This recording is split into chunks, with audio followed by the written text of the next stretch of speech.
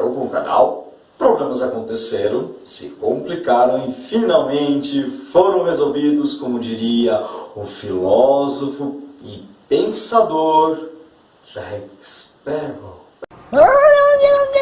O importante é que eu tô aqui, não tô? E com novas dicas e macetes para você aproveitar mais as suas aulas de língua portuguesa, você conseguir estudar para aquele concurso que você não consegue, você conseguir estudar melhor para a sua prova, estudar melhor para tudo que você precisa que envolva a língua portuguesa. Hoje a dica é sobre escolas literárias. O que é uma escola literária? Gente, quando eu estudava, vou confessar, eu imaginava que escola literária era escolinha, né? Que a gente pegava, desenhava, né?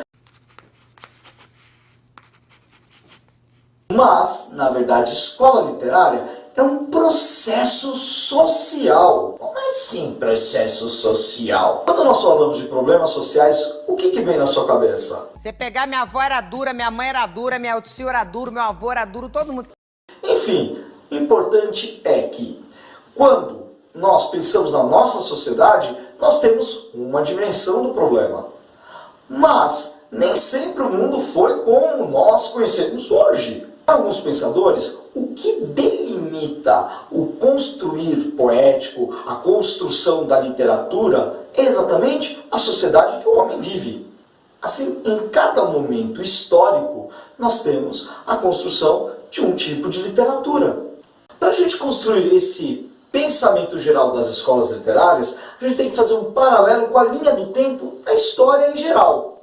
Até o surgimento das grandes civilizações, a gente não tinha um momento propício de produção artística, porque o homem estava preocupado em sobreviver.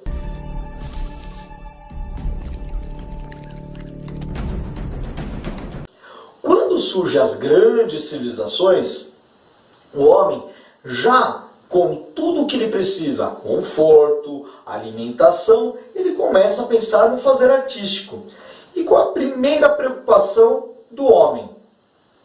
Procurar o que era estético, o que era belo. Então você vai ter, até o século V das grandes civilizações, a busca do homem pela construção do estético, do que é bonito, do que é belo. Isso é Esparta!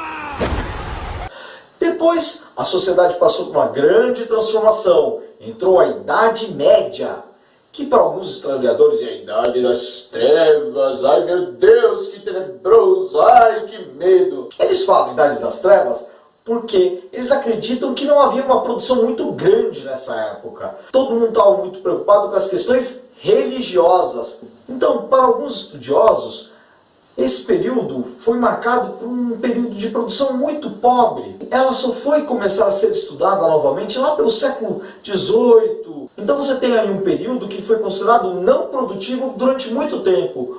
Por isso que, quando nós estudamos literatura, nós não estudamos a literatura da Idade Média. Bom, pelo menos eu não lembro de ter estudado. Então é por isso que a gente pula quase 1000 anos aí na história para falar de século XV, quando o homem retorna aos estudos do que é estético. E aí busca de novo produzir o que ele considera belo. E onde ele vai buscar esses modelos? Nos modelos clássicos, nos modelos que foi feito lá na era das grandes civilizações. Na sociedade grega, na sociedade romana, antiga. Depois do século XV, lá pelo século XVI, XVII, você tem um período que o homem está em conflito. Ele não sabe se ele deve seguir as questões de fé proposta pela Idade Média e até hoje muito arraigada. Arraigada foi bonito. Arraigada foi assim uma coisa que eu falei, a Nossa Senhora saiu do meu útero assim. Depois nós temos o homem do século XVI, XVII, que ele está num conflito. Ele não sabe se ele deve seguir os preceitos religiosos, aquilo que a igreja prega, a questão do pecado, a questão do certo e errado do cristianismo, ou se ele segue uma coisa que está surgindo agora na sociedade, o dinheiro. O homem do século XVI, XVII descobre que o dinheiro proporciona uma coisa que nós conhecemos, o consumismo, E o consumismo proporciona uma coisa que nós também conhecemos, o prazer consumista. O homem fica dividido. Será que eu tenho que só seguir a Deus? Eu comprei as coisas de luxo lá em casa, coloquei uma almofadona bem confortável, coloquei as cortinonas confortáveis, enchi a mesa com coisa gostosa para eu comer. O padre fala, isso é pecado! Mas é bom, eu gosto de ter os prazeres, mas é pecado! Lá pelo fim do século XVII, século XVIII mais ou menos, o homem toma uma decisão, vou juntar os dois. Tem partido político por aí que está tentando fazer isso até hoje, né? Juntar o melhor da direita com o melhor da esquerda. Deu nada, deu merda. Isso não vem ao caso.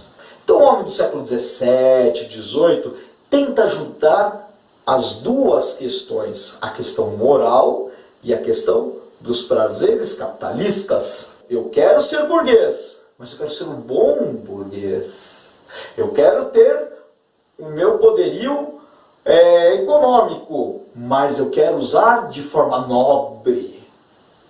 Eu quero me casar, eu quero ter os prazeres da carne.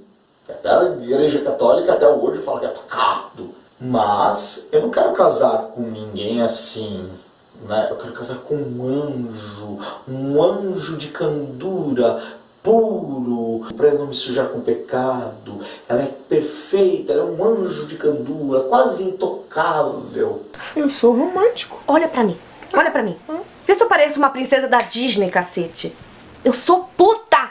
Então o homem do século XVII, XVIII, ele está buscando valores nobres da religião, juntamente com as questões do capital. Por isso surgiu o romantismo. Quando a sociedade tem uma nova transformação com o advento das novas descobertas científicas, o homem tem outras questões. Agora ele entende que tudo é científico, tudo é materialista. No século XIX, quando surge a ciência, o homem tenta ver a realidade nua e crua como ela é. Surge o realismo. Lá pelo século XX, nós temos o problema de duas guerras. Começamos o século XX com a Primeira Guerra Mundial. Metade do século XX é marcado pela Segunda Guerra Mundial. Então o homem começa a transformar seu pensamento para outras questões. O que é certo? O que é correto? O que é ético? E aí, com este questionamento ético do que é certo, do que é correto, do que é bom, do que é justo, do que é perfeito, do que está certo, do que está errado, ele começa a questionar os padrões artísticos. Por isso que o modernismo é marcado por uma revolução nos padrões artísticos, no fazer artístico, no questionamento próprio do que é arte e para que ela serve. Assim, pessoal, com este panorama, nós temos a visão geral do que é as escolas literárias. A partir de agora, vou começar a fazer alguns vídeos explicando cada uma delas em separado. Portanto, não deixe de seguir esse canal, se inscreva agora, curta esse vídeo se você achou as dicas úteis e compartilhe com seus amigos. Até a próxima, galerinha!